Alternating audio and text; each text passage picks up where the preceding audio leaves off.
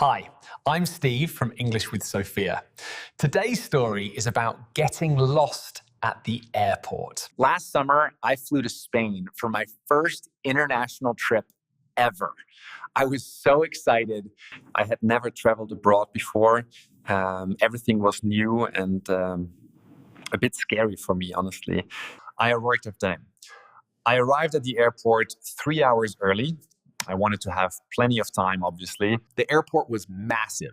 5 terminals, hundreds of gates, thousands of people everywhere. It was overwhelming completely. I checked in at the counter and got my boarding pass. So far, everything was going smoothly. Gate B47, the lady said. Go through security and follow the signs. It sounded simple enough. I went through security. I put my bag, shoes, belt, and phone in the trays. The security line was long. It took 30 minutes just to get through it completely. After security, I looked for signs to Terminal B. But there were so many signs everywhere. Signs for toilets, restaurants, shops, gates, exits, trains. My head was spinning from all the information. I followed a sign that said Gates B40-B50. Perfect. That's exactly where I needed to go. I walked for 10 minutes down a long corridor. My gate should be here somewhere soon. But suddenly, the corridor ended. I was at gates C10 to C20 instead. How did this happen? I must have taken a wrong turn somewhere. I turned around and walked back confused. I asked an airport worker for help. "Excuse me, where is gate B47? I asked politely. "You're in the wrong terminal, sir.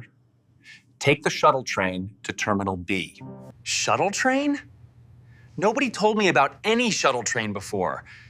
I started feeling nervous now. I followed his directions and found the shuttle station. A small train was waiting there. I got on the train with many other passengers. The doors closed and we started moving. The train stopped at Terminal A first. Some people got off. I stayed on board. Then it stopped at Terminal B. This is my stop, I said to myself happily. I got off and looked for signs to gate B47 again. Still so many confusing signs. I walked up some stairs, then down a hallway, then up an escalator. Where was this gate? I checked my watch. 1 hour until my flight. I still had time, but I was getting worried. I saw a coffee shop and decided to ask for directions there. Maybe they could help. Excuse me, how do I get to gate B47? Go straight, turn left at duty free, then right after the bookstore. I thanked her and followed her instructions carefully. Straight, left at duty free, right after bookstore. I walked past expensive perfumes, watches, chocolates, and sunglasses in the duty-free shop. No time for shopping. After the bookstore, I turned right.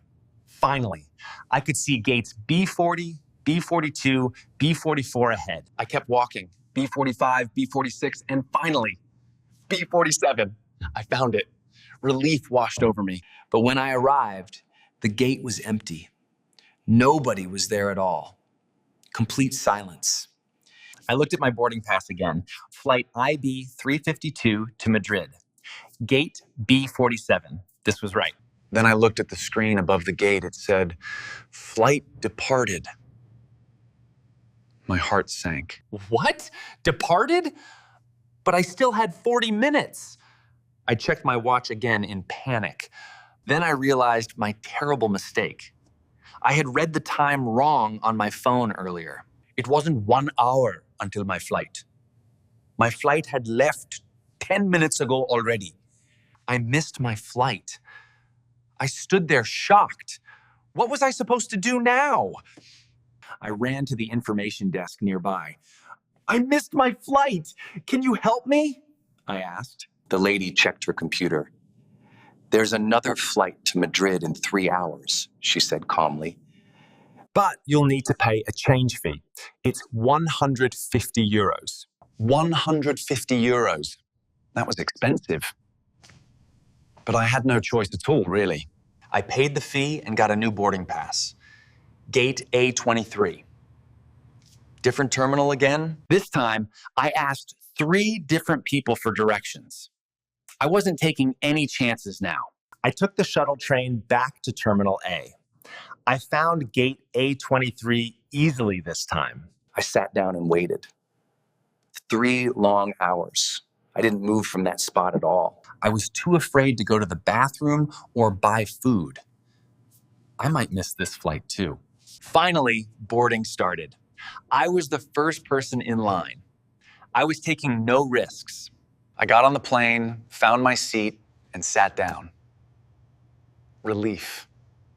I made it finally. That day, I learned important lessons. First, always double-check departure times carefully. Second, arrive even earlier for international flights.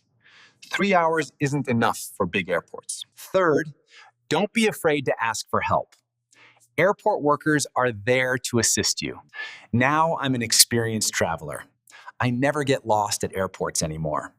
Practice makes perfect. So, could you understand my airport adventure?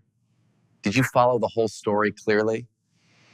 I hope this story helps you if you travel. Airports can be confusing for everyone. Thanks for watching English with Sophia. I'm Steve. Subscribe for more travel stories and adventures. Comment below about your travel experiences. Have you ever missed a flight? See you next time.